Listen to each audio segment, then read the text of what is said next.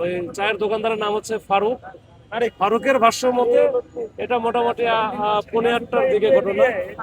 তো এখানে পাশেই একটা ফ্লাইওভার আছে, ফ্লাইওভার থেকে হয়তো বা কিছু একটা ককটেল বা ককটেল জাতীয় কোনো দ্রব্য এখানে নিক্ষেপ করা হয়েছে।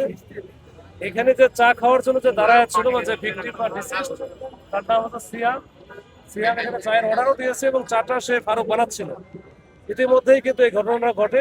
তার মাথার উপরে এসে পড়ার সাথে সাথে এখানে বিকট শব্দ হয়, প্রচুর ধোঁয়া উৎপন্ন হয় এবং সাথে সাথে পরে দেখে যে একজন সে পড়ে আছে।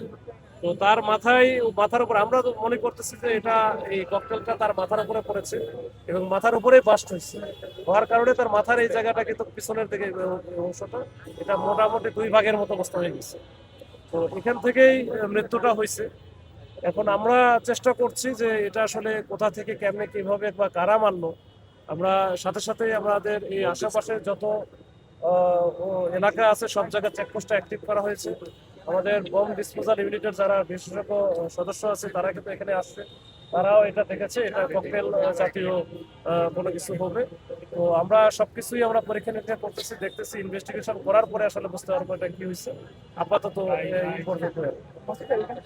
এখান থেকে মারার উদ্দেশ্য হচ্ছে এটা প্যানিক সৃষ্টি করা, যে জনমনে যেন আতঙ্ক সৃষ্টি হয়। এখান থেকে ইতিপূর্বেও বেশ কয়েকবার এরকম ককটেল কিন্তু মেরেছে। এই ককটেলগুলোর সাধারণত খুব বেশি ক্ষতি হওয়ার সম্ভাবনা কম, তখন যখন মাটিতে পড়ে এটা হয়তো বা যে ওদের যে ছোট ছোট স্প্লিন্টার গুলো আছে এগুলো মানুষের ক্ষতি হইতে পারে, পায়ে টায়ে লাগতে পারে, কিন্তু এভাবে এই যে মাথায় লাগার কারণে যেটা হয়েছে এটা এটা একটু এক্সেপশনাল আর কি। তো এটার মাথায় লাগার কারণে এটা বড় ধরনের একটা দুর্ঘটনা ঘটে গেছে। তো এটা আমরা নিয়ে কাজ করতেছি।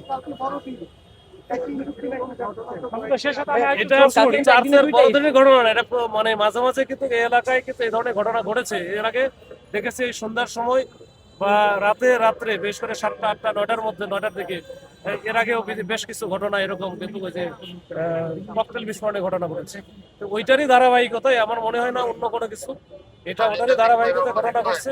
এবং এটা আমরা চেষ্টা করতেছি, আমরা কিন্তু ওই আগে যেভাবে ককটেলটা অহরহ ফুটতো বা মারতো এটা কিন্তু অনেকটা কমে গেছে আমাদের চেকপোস্টের কারণে। তো এরপরে আবার এই যে ঘটনা আজকে ঘটলো, তো আমরা দেখি আমাদের হচ্ছে এই সব ঘটনা বা ক্রাইম প্রতিরোধের জন্য যে ব্যবস্থাটা আছে আমরা এটা ব্যবস্থা নিচ্ছি। আমাদের সিনিয়র স্যারেরা কাজ করতেছে, আমাদের সকল পেট্রোল বা সকল মোবাইল গাড়িগুলো কাজ করতেছে। আমরা এরপরে দেখি ইনভেস্টিগেশন করে এটারও আমরা চেষ্টা করবো ইনশাল্লাহ আদ্যপান্ত বের করা।